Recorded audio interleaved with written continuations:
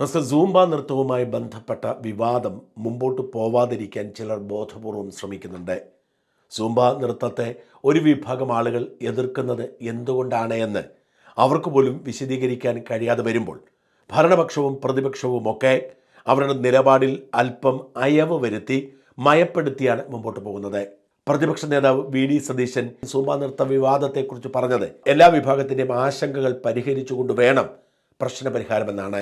ഇതിനകത്ത് ഒരു വിവാദത്തിലേക്ക് പോകേണ്ട ആവശ്യമില്ല. ഒന്ന്, ഗവൺമെന്റ് ഇത്തരം കാര്യങ്ങൾ ചെയ്യുമ്പോൾ ആരെങ്കിലും ഒരു പരാതി പറഞ്ഞാൽ, ഒരു കൺസേൺ പ്രകടിപ്പിച്ചാൽ അവരുമായിട്ട് അത് ചർച്ച ചെയ്തത് പരിഹാരം ഉണ്ടാക്കണം, അവരുമായിട്ട് അത് ചർച്ച ചെയ്യണം.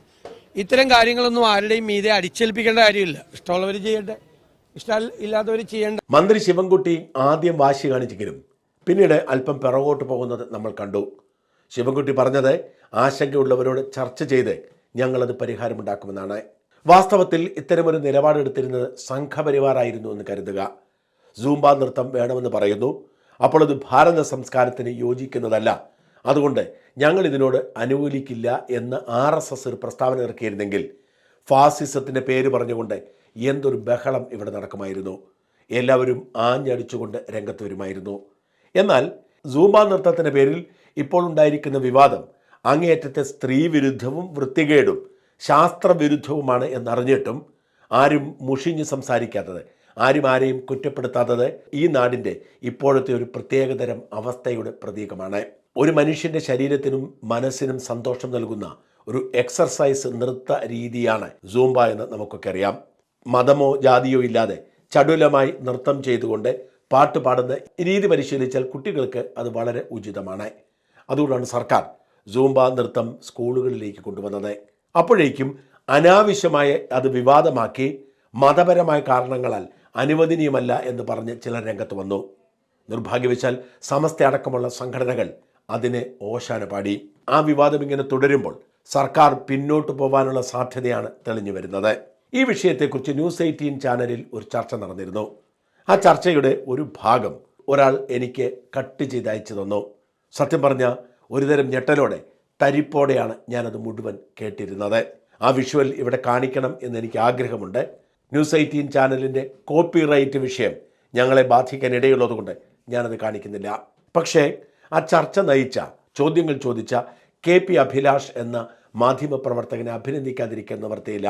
KP അഭിലാഷും ഒരു മെഡിക്കൽ വിദ്യാർത്ഥിയും തമ്മിലുള്ള സംവാദമാണ് ഞാൻ മുഴുവൻ കേട്ടത്.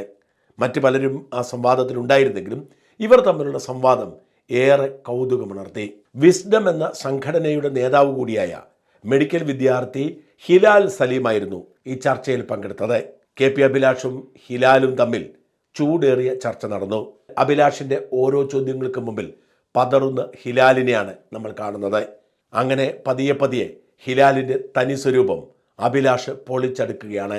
എന്ത് സാംസ്കാരിക പ്രശ്നമാണ് ഹിലാൽ ഇതിൽ കാണുന്നത് എന്ന് ചോദിച്ചായിരുന്നു അഭിലാഷിൻ്റെ തുടക്കം. അപ്പോൾ ഹിലാല് വലിയ വായിൽ തത്വശാസ്ത്രം പറഞ്ഞു. ഇത് ലാറ്റിൻ അമേരിക്കൻ സംസ്കാരത്തിൻ്റെ ഭാഗമായി രൂപപ്പെട്ടതാണ്, അത് നമ്മുടെ സംസ്കാരത്തിൻ്റെ ഭാഗമായി ഉപയോഗിക്കാൻ പാടില്ല എന്നതായിരുന്നു വാദം. അപ്പോൾ അഭിലാഷ് ചോദിച്ചു, 180ഓളം രാജ്യങ്ങളിൽ അതിപ്പോഴുണ്ട്, അതിലൊരു സാംസ്കാരിക വിരുദ്ധതയും ആരും കാണുന്നില്ല. എന്ത് സാംസ്കാരിക വിരുദ്ധതയാണ് ഹിലാൽ കാണുന്നത്? ഒരു പ്രത്യേക സമുദായത്തിൽപ്പെട്ടവർക്ക് അത് ബുദ്ധിമുട്ടുണ്ടാക്കുന്നു എന്ന് തുറന്നു പറയുകയാണ് ഹിലാൽ. എന്ത് തരം ബുദ്ധിമുട്ടാണ് എന്ന് ചോദിച്ചപ്പോൾ സ്ത്രീയും പുരുഷനും ഒരുമിച്ച് ആടുന്നത്, ഒരുമിച്ച് നൃത്തം ചെയ്യുന്നത്, ഒരുമിച്ച് മിക്സ് ചെയ്യുന്നത്, ഒരുമിച്ച് പാട്ട് പാടുന്നത് യോജിക്കാൻ കഴിയില്ല എന്ന് ഹിലാൽ പറയുന്നു. അപ്പോൾ അഭിലാഷിൻ്റെ ചോദ്യം, താങ്കൾ മെഡിക്കൽ വിദ്യാർത്ഥിയാണല്ലോ, താങ്കളോടൊപ്പം സ്ത്രീകൾ പഠിക്കുന്നില്ലേ, സ്ത്രീകൾ പഠിപ്പിക്കുന്നില്ലേ? അതിലെനിക്ക് പരാതിയില്ല എന്ന് വെച്ചാൽ പരാതി ഉള്ളപ്പോൾ പാടില്ല. അപ്പോഴൊരു ചോദ്യം, ഏതെങ്കിലും ഒരു സ്ത്രീയോ പുരുഷനോ തങ്ങൾക്ക് മറ്റു ലിംഗത്തിൽപ്പെട്ടവർക്കൊപ്പം പഠിക്കാൻ കഴിയില്ല എന്ന് പരാതിയുമായി രംഗത്ത് വന്നാൽ എന്ത് സംഭവിക്കും? ഒട്ടും തളരാതെ ഹിലാൽ ന്യായീകരിച്ച് മുമ്പോട്ട് പോവുകയാണ്. അപ്പോൾ ഒരു ചോദ്യം, നമ്മൾ ഇട്ടിരിക്കുന്ന വസ്ത്രം അല്ലെങ്കിൽ ഡോക്ടർ എന്ന നിലയിൽ ധരിക്കുന്ന വസ്ത്രം അത് ഭാരതീയമാണോ? നിങ്ങൾ പഠിക്കുന്ന മോഡേൺ മെഡിസിൻ നിങ്ങൾ സ്ത്രീകളും പുരുഷനുമായി മിക്സ് ചെയ്യുന്നില്ലേ? അപ്പോൾ പിന്നെ എങ്ങനെ യോജിക്കും? അപ്പോഴേക്കും അതും അറബ് സംസ്കാരത്തിലും മോഡേൺ മെഡിസിൻ ഉണ്ട്, മുസ്ലിമുകളുമുണ്ട് എന്ന് മതം തുറന്നു പറയുകയാണ് ഹിലാല്. അവിടേക്ക് അടുത്ത അഭിലാഷിൻ്റെ ചോദ്യം, മുസ്ലിം എന്നത് ഇവിടെ എങ്ങനെയാണ് പ്രസക്തമാവുന്നത്? അപ്പോഴേക്കും ഹിലാൽ പറയുന്നു, ഇത് അശാസ്ത്രീയമാണ്. അതായത് മെഡിക്കൽ പഠനം ശാസ്ത്രീയമാണ്, ഇത് അശാസ്ത്രീയമാണ് എന്ന് തെളിവ് ചോദിച്ചപ്പോൾ അതിനും ഉത്തരമില്ല.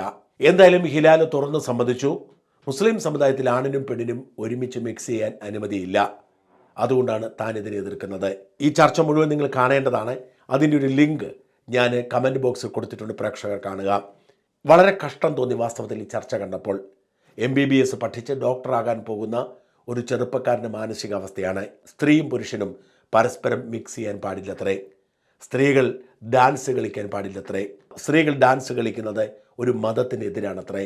ഇവരൊക്കെ MBBS പഠിച്ച് പുറത്തേക്ക് വന്നാൽ എന്തായിരിക്കും സംഭവിക്കാൻ പോകുന്നത്?